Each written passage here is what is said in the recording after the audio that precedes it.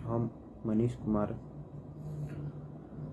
पिता श्री जय किशोर यादव, गांव गंगापुर, भाया झंझारपुर, थाना लखनऊ, जिला मधुबनी का निवासी छी।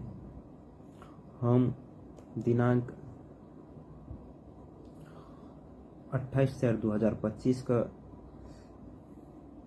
माला कुमारी के संग अपना दोनों आदमी खुशी से झंझारपुर कोर्ट में करलहुँ। एहि शादी से दोनों आदमी बहुत खुश छी। हम माला कुमारी, पिता यदुनंदन राम, गाँव गंगापुर। हम दोनों आदमी अपना मर्जी से शादी के लोन खुशी से 28/4/2025 का। एहिमे हमर कोनो दबाव अछि अहाँके ऊपर?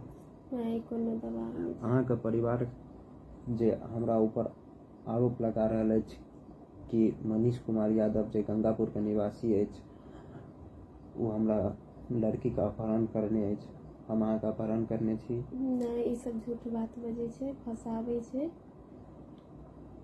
और अहाँके शादी एहिसँ पहिले कतऽ भऽ रहल छल? घनश्यामपुर। लड़का के की नाम छै? संजय राम। शादी से हम खुश नहि छलहुँ। और ओतऽ शादी भए रहल छलै, ओतऽ हम बिल्कुल भी खुश नहीं छलहुँ। और शादी भऽ रहल छल कि भऽ गेल छल? ओहे भऽ गेल छलै।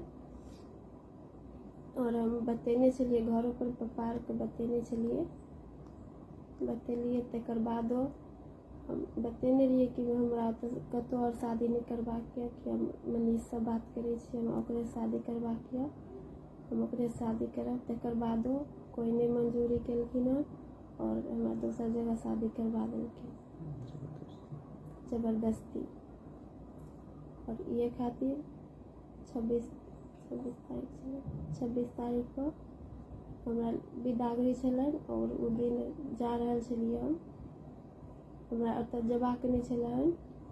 और ये खातिर हम फोन करके मनीष के बजेलिए सुतरिया पुल पर, ओहि के पीछे।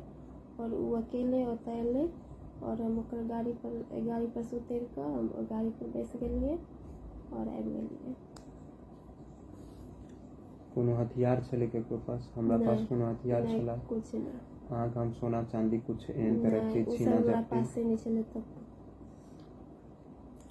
अहाँके घर पर आरोप लगा रहल अछि कि अपहरण करने अछि, हम अहाँके अपहरण करने छी? नहीं, ये सब गलत बात छै। अहाँ अपना मर्जी से हमरा पास आयल छियै? हाँ, अपना मर्जी से आयल छी। हम कोनो तरह दबाव डाल रहल छी अहाँ पर? नहीं। अहाँके दोनों आदमी इस शादी से बहुते खुश छी। और मम्मी पापा जे परेशान करे छिए, पुलिस द्वारा परेशान करे छिए, से नहीं करू। और ससुरालों में सास ससुर के जे परेशान करे छिए, केस करे छिए, वो सब गलत बात छै, नहीं करू। अगर कुछ भेल तो एकर जिम्मेवारी मम्मी पापा भाईजी अहाँ हेबै। और ई रहल हमरा दुनू आदमी के मैरिज सर्टिफिकेट जे झंझारपुर कोर्ट के अछि। और हम दुनू आदमी एहि शादी से बिल्कुल भी खुश छी, कोनो तरह के हमरा सबके दिक्कत नहीं अछि। और मम्मी पापा परेशान और मम्मी पापा हमरा दुनू के परेशान नहीं करू, हम बहुते खुश छी इस शादी से।